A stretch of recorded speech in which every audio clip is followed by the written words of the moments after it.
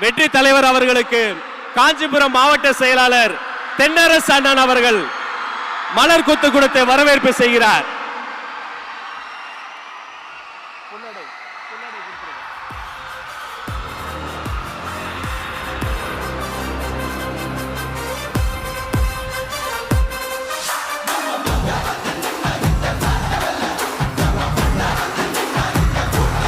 உங்கள் சார்பில் பொன்னாடை போர்த்தி வெற்றி தலைவர் அவர்களை வரவேற்பு செய்கிறார்.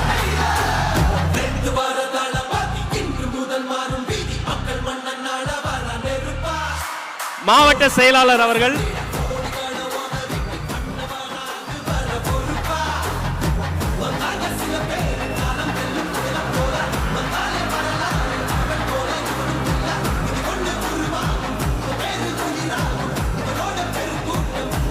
மாவட்ட செயலாளர் அவர்கள் தற்போது வரவேற்புரை வழங்குவார். அனைவருக்கும் வணக்கம். தமிழக வெற்றி கழகம் சார்பாக ஏற்பாடு செய்யப்பட்டுள்ள இந்த சிறப்பான காஞ்சி உள்ளரக மக்கள் சந்திப்பு நிகழ்விற்கு வருகை தந்துள்ள உங்கள் அனைவரையும் வருக வருக என வரவேற்கிறேன். விண்ணை முட்டம் வெளிச்சத்தில் இருந்து கொண்டு எனக்கு அது மட்டும் போதாது, என் மக்களின் மகிழ்ச்சியே முக்கியம் என்று அந்த புகழை துச்சமென மதித்து மக்களுக்காக இறங்கி வந்திருக்கும் நம் தளபதி அவர்களுக்கு முதல் வணக்கம்.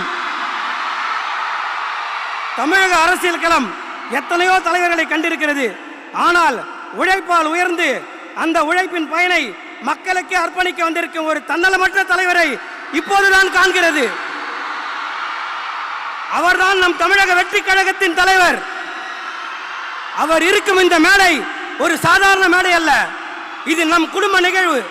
நம்முடைய கருத்துக்களை பகிர்ந்து கொள்ளவும், மக்களின் உண்மையான மனநிலையை அறிந்து கொள்ளவும், நம் அடுத்த கட்ட நகர்வுகளை திட்டமிடவும் அவர் தலைமையில் நாம் இங்கே கூடியிருக்கிறோம்.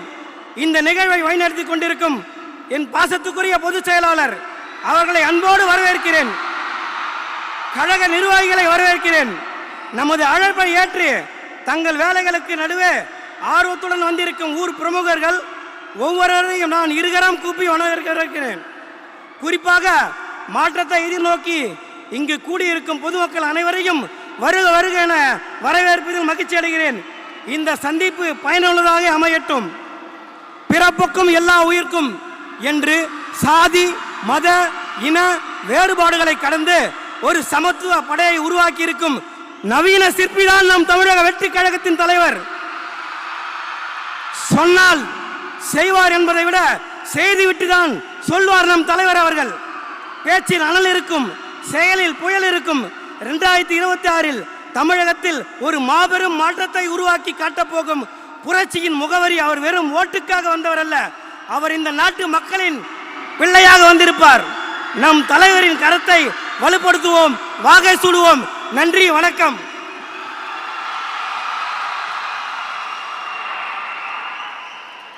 தென்னாட்டு பெர்னாட் ஷா, பேரறிஞர் அண்ணா பிறந்த மண்ணில் எங்கள் பேரியக்கத்தின் அண்ணா வருகிறார் உங்களிடம் பேசுவதற்காக.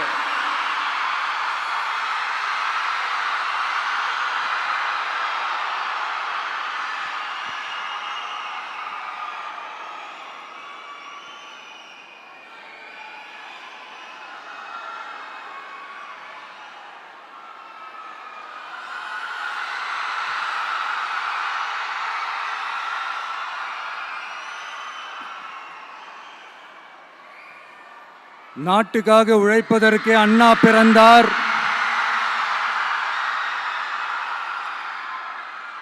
பொது நலத்தில் தானே நாள் முழுக்க கண்ணா இருந்தார் அப்படின்ட்டு எம்ஜிஆர் அவர்கள் ஒரு பாட்டு ஒன்று பாடியிருக்கிறாங்க, கேட்டிருப்பீங்க.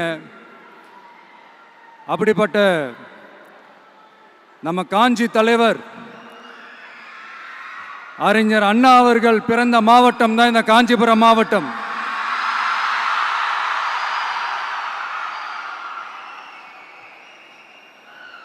தன்னுடைய வழிகாட்டின்றதுனாலேயே தான் ஆரம்பிச்ச கட்சியினுடைய கொடியில அறிஞர் அண்ணா அவர்களை வச்சவர் எம்ஜிஆர். ஆனா அறிஞர் அண்ணா அவர்கள் ஆரம்பிச்ச அந்த கட்சியை அதுக்கப்புறம் கைப்பற்றினவங்க என்னெல்லாம் பண்றாங்கன்னு நான் சொல்லிதான் உங்களுக்கு தெரியணுமா என்ன? மக்களே, உங்களுக்கு தான் அது நல்லா தெரியுமே.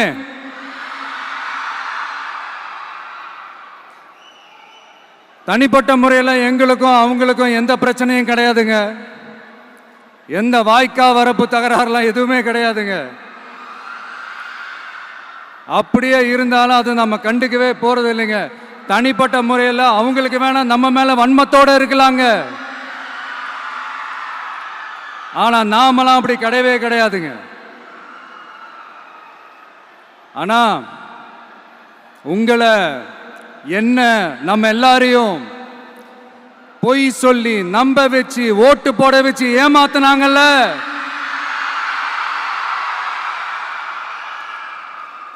அப்படி ஏமாத்தி ஆட்சிக்கு வந்து நல்லது செய்யற மாதிரி நடிக்கிறாங்கல்ல, நாடகம் ஆடுறாங்கல்ல,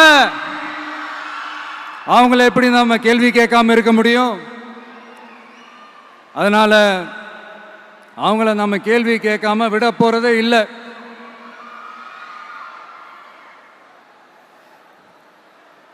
இதை ஏன் நான் காஞ்சிபுரம் மாவட்டத்தில் இருந்து நான் சொல்றேன்னா, தெரிஞ்சோ தெரியாமலோ இந்த மாவட்டத்துக்கும் நமக்கும் ஆட்டோமேட்டிக்காவே ஒரு கனெக்ஷன் ஒன்று ஏற்படுதுங்க.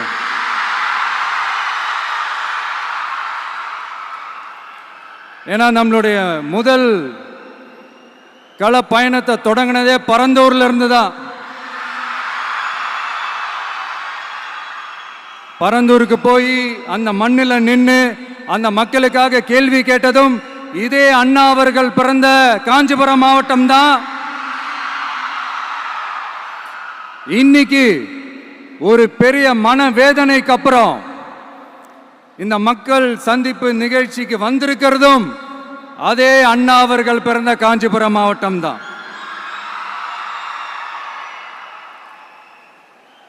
அதனால நமக்கு எல்லாமும் கொடுத்த நம்ம மக்களுக்காக எல்லா நல்லதையும் செய்யணும்.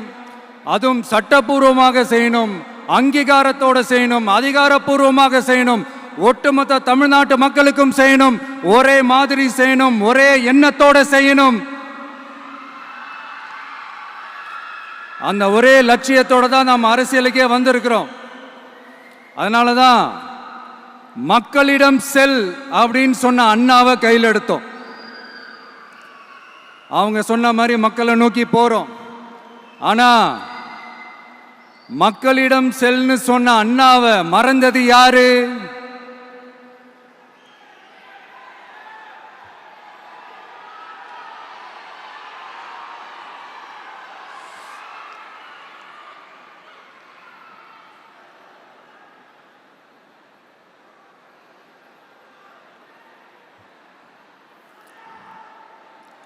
கொள்கையா? அதனப்பா கிலோ என்ன விலை என்னன்னு கேட்கிற அளவுக்கு அப்படி ஒரு கட்சியை ஒன்று நடத்திக்கிட்டு அந்த கட்சியினுடைய தலைவர் தமிழ்நாட்டு முதல்வர் சொல்றாரு, நமக்கு கொள்கை இல்லையா? எப்படி நமக்கு கொள்கை இல்லையா? பிறப்புக்கும் எல்லா உயிருக்கும்னு ஒரு அடிப்படை கோட்பாட்டை நம்ம கட்சியினுடைய ஒரு முக்கிய கோட்பாட்டை அறிவிச்ச நமக்கு கொள்கை இல்லையா? எல்லாருக்கும் எல்லாமும் கிடைக்கணும், சமூக நீதி கிடைக்கணும், அந்த சமூக நீதி உண்மையான சமூக நீதியா இருக்கணும், சாதி வாரி கணக்கெடுப்பு நடத்தணும்னு ரொம்ப ஸ்ட்ராங்கா சொன்ன நமக்கு கொள்கை இல்லையா? CAA அறிவிச்சதுக்கு அப்புறம் அப்ப நம்ம கட்சி ஆரம்பிக்கிறதுக்கு முன்னாடியே எதிர்த்த நமக்கு கொள்கை இல்லையா? வகுப்பு சட்டத்தை எதிர்த்து உச்ச நீதிமன்றத்துக்கு முதல்ல போன நமக்கு கொள்கை இல்லையா? நீட்ட வந்தா ஒழிச்சிருவேன், நீட்ட வந்தா அழிச்சிருவேன், ஆட்சிக்கு வந்தவனே ரத்து செய்யறதே நீட்ட தான், அப்படி இப்படின்னு கதையெல்லாம் விடாம கல்விய மாநில பட்டியலில் சேர்க்கணும்னு சொன்னதோட மட்டும் இல்லாம அதுக்கு ஒரு இடைக்கால தீர்வை சொன்ன நமக்கு கொள்கை இல்லையா? சமத்துவம் சம வாய்ப்புன்னு ரொம்ப ஸ்ட்ராங்கா சொன்ன நமக்கு கொள்கை இல்லையா? இப்படி கொள்கையை வெறும் பேச்சில மட்டுமே பேசிக்கிட்டு எல்லா கொள்கையும் அண்டர் கிரவுண்ட்ல அடக்கி வச்சுக்கிட்டு என்னமோ இவங்களுக்கு மட்டும்தான் எல்லா கொள்கையும் குத்தகைக்கு எடுத்த மாதிரி. இவங்க கொள்கையே கொள்ளை தானே. எப்படி? இவங்க கொள்கையே கொள்ளை தானே.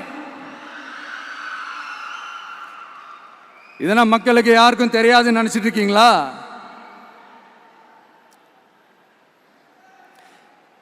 எங்க கட்சி ஒன்றும் சங்கரமணம் இல்லைன்னு சொன்னது யாரு? யார் சொன்னாங்க? ஏன் சொன்னாங்க? எதுக்கு சொன்னாங்க?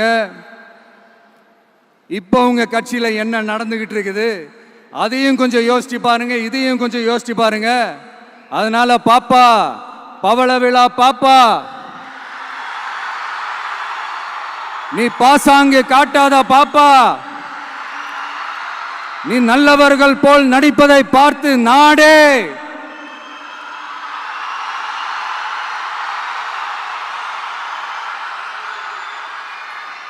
பாப்பான்னு சொன்னோம். அப்ப கூட பாத்தீங்கன்னா பாப்பான்றது ரொம்ப ஆசையா பாசமா சாஃப்டா தான் சொன்னோம். அதையே நீங்க அதிர்ச்சியா எடுத்துக்கிட்டீங்கன்னா அதுக்கு நாங்க என்ன பண்றது? அதே நீங்க விமர்சனம்னு சொன்னீங்கன்னா நாங்க என்ன பண்றது? இன்னும் நாங்க விமர்சனம் செய்ய ஸ்டார்ட் பண்ணவே இல்லையே, இன்னும் நாங்க அடிக்க ஸ்டார்ட் பண்ணவே இல்லையே, அதுக்குள்ள அலர்னா எப்படி?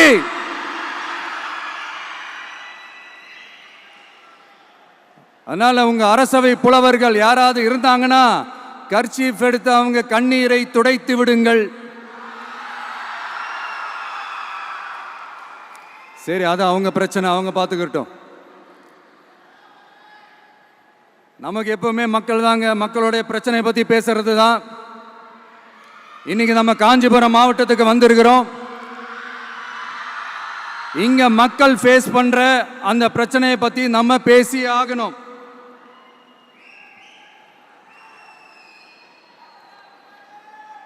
இந்த காஞ்சி மண்ணை வாழ வைக்கிற ஜீவ நதி பாலாறு, உயிர் நதி பாலாறு. இந்த மக்களோட உயிரோடவும் ரத்தத்தோடும் கலந்து ஓடுவது பாலாறு. அந்த பாலாறை இன்னைக்கு பெரியார் பெயரையும் அண்ணா பெயரையும் சும்மா பேருக்கு வச்சுக்கிட்டு ஆட்சி நடத்துறவங்க என்ன பண்றாங்க தெரியும்ல?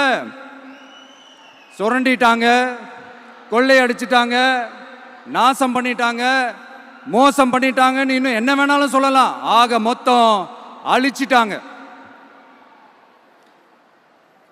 இதை நான் ஏதோ போற போக்கில் ஏதோ அடிச்சு விடலங்க, ஆதாரத்தோட தான் சொல்றேன். அனுமதிக்கப்பட்ட அந்த லெவலை தாண்டி 22,70,000 யூனிட் மணலை கொள்ளையடிச்சிருக்கிறாங்க.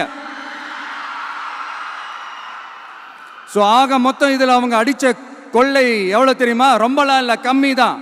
4,730 கோடி. கம்மி தான் இல்ல? இதுக்கெல்லாம் அவங்க ஆதாரம்லாம் கேட்க முடியாது. ஏன்னா இந்த ஆதாரம்லாம் ஆல்ரெடி கோர்ட்ல இருக்குது, அமலாக்கத்துறை டிபார்ட்மெண்ட்ல இருக்குது.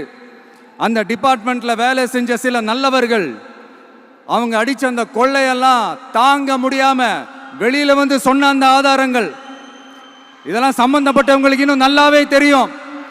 அதனால இது சம்பந்தமா ஆதாரங்களை கொடுலாம் அவங்க கேட்க முடியாது.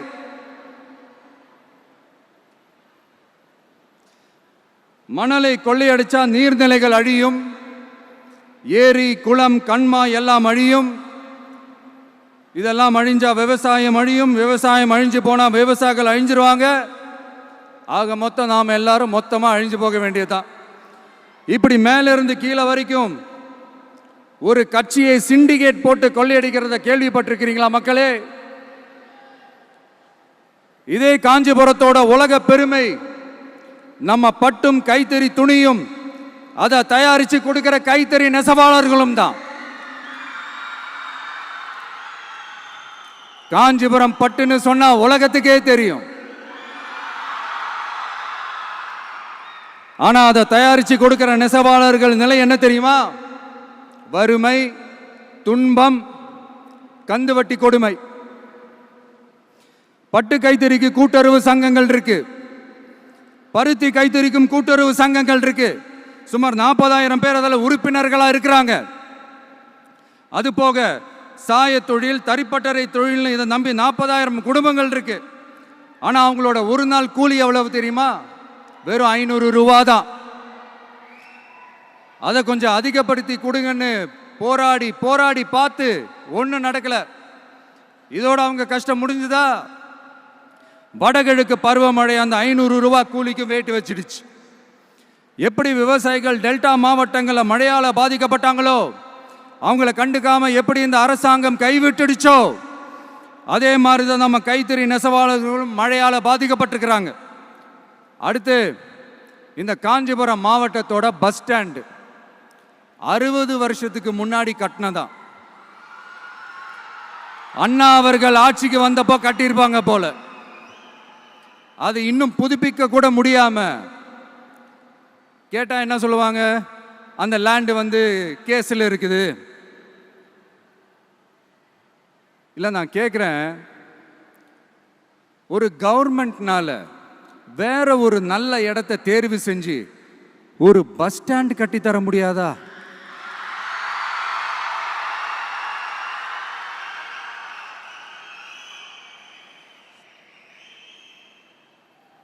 பிரச்சனை என்ன தெரியுமாங்க? அவங்களுக்கு மக்களை பத்தி யோசிக்கிறதுக்கே நேரம் இல்லை. அதுதான் பிரச்சனை. அடுத்து பாலாஜாபாத் பக்கத்தில் அவலூர் ஏரி இருக்கு. அது பாலாற்றை விட உயரமா இருக்கு. அதனால என்ன ஆகுதுன்னா, ஆத்து தண்ணி ஏரிக்கு போக முடியாம போயிடுது. அதை சரி பண்ணி அந்த இடத்துல ஒரு தடுப்பணையை கட்டினா ஏரி நிறைய தண்ணி நிற்கும். அப்படி நின்னா அவலூர் மட்டும் இல்ல, ஆசூர் உட்பட இன்னும் எத்தனை கிராமங்கள், எத்தனை ஆயிரம் ஏக்கர் விவசாயம் நல்லா நடக்கும். இதுக்கு இன்னும் எத்தனை வருஷம் மக்கள் கோரிக்கை கொடுக்கணும், மக்கள் போராடணும். இந்த பிரச்சனையெல்லாம் இருக்கிற அதே காஞ்சிபுரம் மாவட்டத்தில் தான் பரந்தூர் ஏர்போர்ட் கட்டுற பிரச்சனையும் இருக்குது. அந்த பிரச்சனையில கண்டிப்பா நாங்க விவசாயிகள் பக்கம் தான் நிற்போம். அதுல எந்த மாற்று கருத்துமே கிடையாது. இந்த கவர்மெண்ட் பரந்தூர் விவகாரத்தில் எங்களுக்கோ இல்லை விவசாயிகளுக்கோ எந்த விதமான காரணங்கள் சொல்லி எஸ்கேப் ஆகவே முடியாது. இப்படி மக்களுக்காக மக்களோட பிரச்சனைகளை எடுத்து பேசுறதுனால இப்போ ஆட்சியில் இருக்கிறவங்களுக்கு நம்ம மேலே ஒரு ஆத்திரம் வரத்தானே செய்யும். அதனால தான் நீங்கள் பார்த்தீங்கன்னா சட்டசபையில் ஆரம்பித்து ஒரு சாதாரண நிகழ்ச்சி வரைக்கும் எல்லா மேடையிலையும் மேடைக்கு மேடை டிவிக்கே தான். டிவிக்கே அவதூறு, அவதூறு டிவிக்கே, டிவிக்கே அவதூறு, அவதூறு டிவிக்கே. இதுக்கெல்லாம் கண்டிப்பா நாங்க பதில் சொல்லுவோம், சொல்லாமலாம் இருக்க மாட்டோம். இப்ப கூட கரூரை பத்தி பேசுவேன்னு எதிர்பார்த்திருப்பாங்க. அதை நான் கொஞ்சம் அப்புறமா பேசுறேன். பட் இப்போ நம்மளுடைய விஷன் என்னன்னு சொல்லணும்னு நான் கொஞ்சம் ஆசைப்படுறேன். நம்ம ஆட்சிக்கு வந்தா, அது என்ன வந்தா,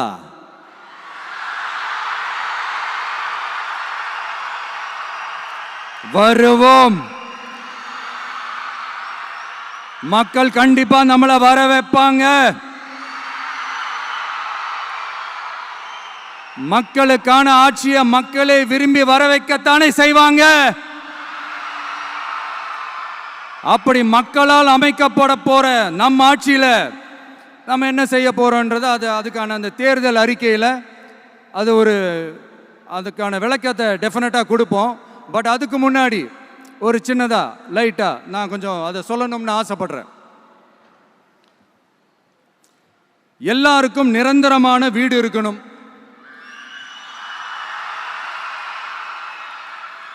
ஒவ்வொரு வீட்டுக்கும் ஒரு மோட்டார் சைக்கிள் வாகனம் உறுதியா இருக்கணும். காரும் தான் லட்சியம். அதுக்கான வசதி வாய்ப்பை உருவாக்குற அளவுக்கு பொருளாதார வளர்ச்சிக்கு வழியை உண்டாக்கணும். ஒவ்வொரு வீட்டில் இருக்கிற ஒவ்வொருத்தரும் மினிமம் டிகிரி படிச்சிருக்கணும்.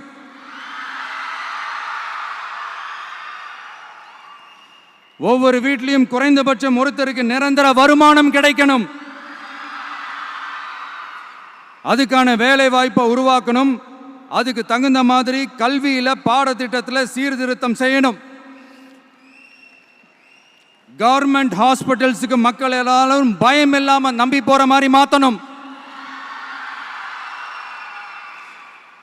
பருவமழை காலத்தில் ஏற்படுற வெள்ளத்தால ஊரும் சரி மக்களும் சரி விவசாயமும் சரி பாதிக்கப்படாம இருக்கணும். அதுக்கு 4000 கோடி திட்டம்னு ஒரு உருட்டுனாங்களே, அந்த மாதிரிலாம் எதுவும் இல்லாம உண்மையான ஒரு பாதுகாப்பு திட்டத்தை உருவாக்கணும். மீனவர்களோட, தொழிலாளர்களோட, நெசவாளர்களோட, அரசு ஊழியர்கள் மற்றும் ஆசிரியர்களோட கருத்து கேட்டு அவங்களுக்கான பாதுகாப்பு மற்றும் வளர்ச்சி திட்டங்களை உருவாக்கணும். உருவாக்குறது மட்டும் இல்லை, அதை செயல்படுத்தணும். முக்கியமாக இண்டஸ்ட்ரியல் டெவலப்மெண்ட்ஸில் கான்சென்ட்ரேட் பண்ணணும். எல்லாத்தையும் விட ரொம்ப ரொம்ப முக்கியம், சட்டம் ஒழுங்க ரொம்ப ஸ்ட்ரிக்டாக வச்சிருக்கணும். நம்மளுடைய அம்மா, அக்கா, தங்கச்சிகள், அவங்களுடைய பிள்ளைகள், குழந்தைகள் எல்லாருக்கும் பாதுகாப்பை, அதுவும் உண்மையான ஸ்ட்ராங்கான பவர்ஃபுல்லான பாதுகாப்பை உண்டாக்கணும். அண்ணா யூனிவர்சிட்டியில் நடந்த அந்த பெண்ணுக்கு நடந்த அந்த பிரச்சனை மாதிரியோ, இல்ல கோவையில் நடந்த அந்த கல்லூரி பெண்ணுக்கு நடந்த பிரச்சனை மாதிரியோ அதெல்லாம் நடக்க விடவே கூடாது. நம்ம வீட்டு பெண்கள் ஸ்ட்ராங்கா, பயமே இல்லாம தைரியமா இருக்கணும்.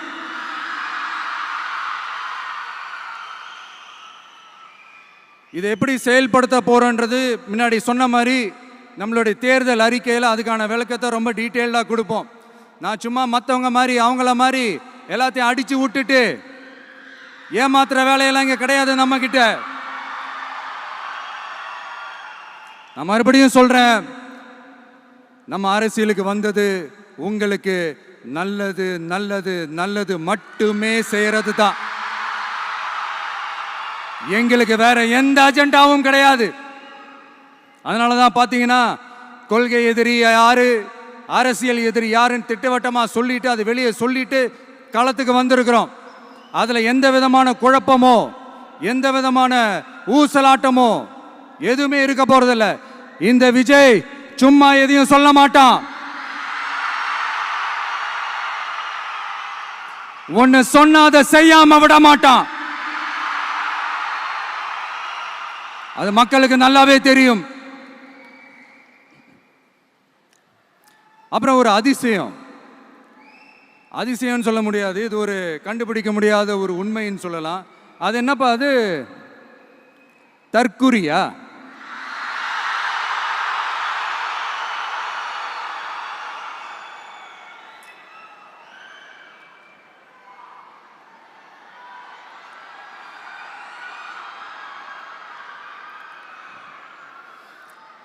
நம்ம டிவிகேக்கு சப்போர்ட் பண்ற கோடிக்கணக்கான லட்சக்கணக்கான மக்கள், நம்மளுடைய நண்பிகள், நம்மளுடைய ஜென்சி கிட்ஸ் எல்லாரையும் தற்குறிகள்னு சொல்லி வாங்கி கட்டிக்கிட்டு இப்போ அவங்களாம் தற்குறியெல்லாம் கிடையாது, அப்படிலாம் அவங்கள கூப்பிடாதீங்க, அவங்க சங்கிகள்லாம் கிடையாது, அப்படிலாம் அவங்கள கூப்பிடாதீங்கன்னு சொல்லி ஒரு குரல். யாருடா அந்த குரல் அப்படின்னு பார்த்தா, இப்போ ரீசண்டா அறிவு திருவிழான்னு ஒன்று நடத்தினாங்கல்ல, சாரி அவதூறு திருவிழா. அதுல அவங்க தலைமையே குழப்புற மாதிரி, அறிவு கண்ணை திறந்து வைக்கிற மாதிரி ஒருத்தர் பேசியிருக்கிறார்.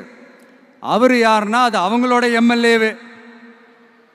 அந்த எம்எல்ஏ யாருன்னா நம்மளுடைய கொள்கை தலைவர்களில் ஒருத்தரான மக்கள் சேவகர் அஞ்சலை அம்மாளோட சொந்தக்காரர்.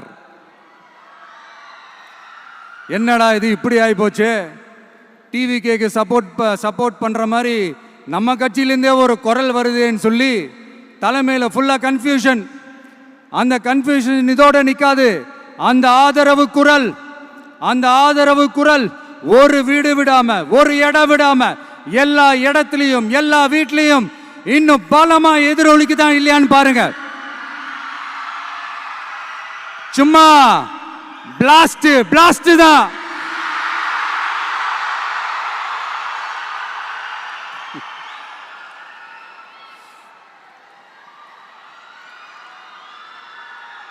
இது இன்னைக்கு நேத்தெல்லாம் நடக்கலைங்க. 1972லயே நடந்து முடிஞ்சிருச்சு. எப்போ எம்ஜிஆர் அவர்கள் கட்சி ஆரம்பிச்சாங்களோ அப்பவே அது ஒரு கூத்தாடி கட்சி. எப்போ எம்ஜிஆர் அவர்களுக்கு பின்னாடி அத்தனை மக்கள் திரண்டு நின்னாங்களோ அப்பவே அது ஒரு கூத்தாடி கும்பல். நடிகர் கட்சி நடிகர் கட்சி நடிகர் கட்சின்னு சொன்ன ஒருத்தர் அதுக்கப்புறம் எம்ஜிஆர் கூடயே போய் சேர்ந்துட்டாரு. இன்னொருத்தர் இவரெல்லாம் ஒரு ரவுண்டு தாங்க வருவார், ரெண்டாவது ரவுண்ட்லாம் காணாமல் போயிடுவார்னு சொல்ல இன்னொருத்தர் அதுக்கப்புறம் போய் எம்ஜிஆர் கிட்டே போய் சேர்ந்துட்டார். ஸோ இந்த மாதிரி இவங்க 2 பேர் மட்டும் இல்லை, ஒட்டுமொத்த தமிழ்நாட்டு மக்களும் எம்ஜிஆர் அவர்கள் கூட தானே போய் சேர்ந்தாங்க.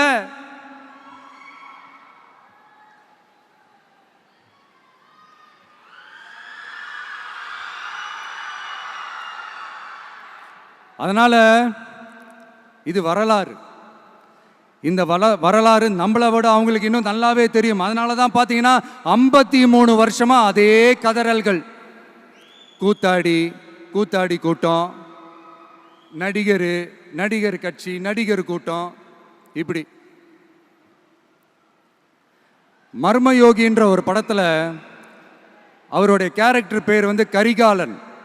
அதில் ஒரு சூப்பர் டயலாக் ஒன்று சொல்லியிருப்பார். குறி வைத்தால் தவற மாட்டேன், தவறுமானால் குறியே வைக்க மாட்டேன்.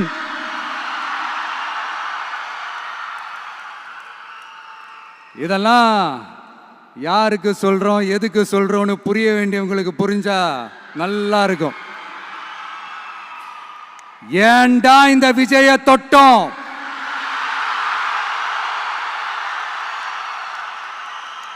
ஏண்டா விஜய் கூட இருக்கிற அந்த மக்களை தொட்டோம் நினைச்சு நினைச்சு நினைச்சு ஃபீல் பண்ண போறீங்க.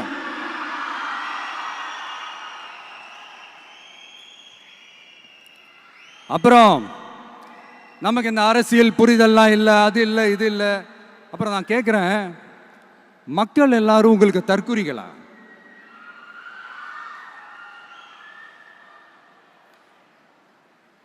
அதே மக்களோட ஓட்டு வாங்க போற நாம தற்குறிகள்னா அப்ப இவ்வளவு நாள் அதே மக்கள் கிட்ட தானே நீங்க ஓட்டு வாங்கிட்டு இருந்தீங்க. அப்ப நீங்க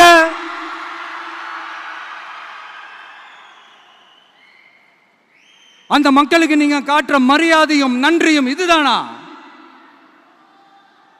ஒண்ணு மட்டும் சொல்றேன், எழுதி வச்சுக்கோங்க. இந்த தற்குறின்னு சொல்றீங்கல்ல, இந்த தற்குறிகள்லாம் ஒன்னா சேர்ந்துதான் வாழ்நாள் பூரா விடையை கண்டுபிடிக்காத முடியாத அளவுக்கு உங்க அரசியலே ஒரு கேள்விக்குறியாக்க போறாங்க.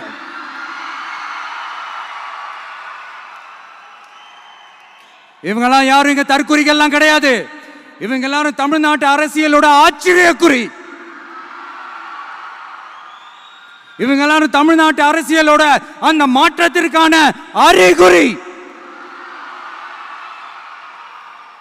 சும்மா லாஜிக்கே இல்லாம தற்குறி.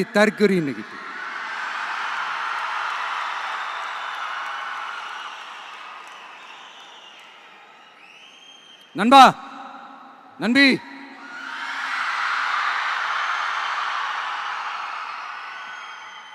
எல்லா மேடையிலும் ரிப்பீட்டடா ஒரு விஷயம் நான் சொல்லுவேன்ல, இப்ப நீங்க சொல்லுங்க. ஒண்ணு, இன்னொன்னு, ரிப்பீட். ஒண்ணு, இன்னொன்னு. இந்த போட்டி எப்படி இருக்க போகுதுன்னா, மக்களோட மக்களா நிக்கிற நமக்காக மக்களே டிசைட் பண்ணி போறாங்க. My dear sir, my dear uncle,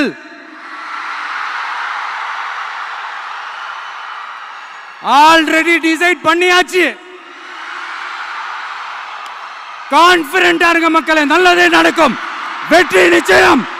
மீண்டும் சந்திக்கும் வரை நன்றி, வணக்கம்.